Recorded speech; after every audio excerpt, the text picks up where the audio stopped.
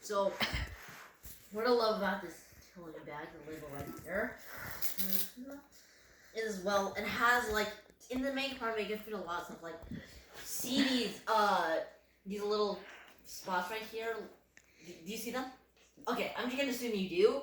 I can fit 2 books in each, and then my computer in this pouch here, so yeah, a lot of stuff can fit in there, and I have a lot of stuff here.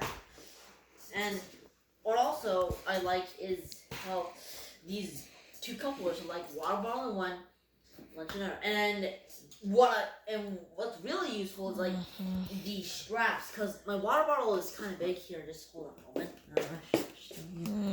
moment. Is that, see, look, I just put this in, it might tip over, but boom, see, there it is.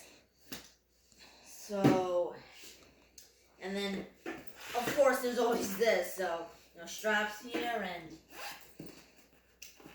this to put over your wheels. So yeah, and there's like a compartment for everything. See, like this one, there's folders, not too cramped, but still, it's pretty great.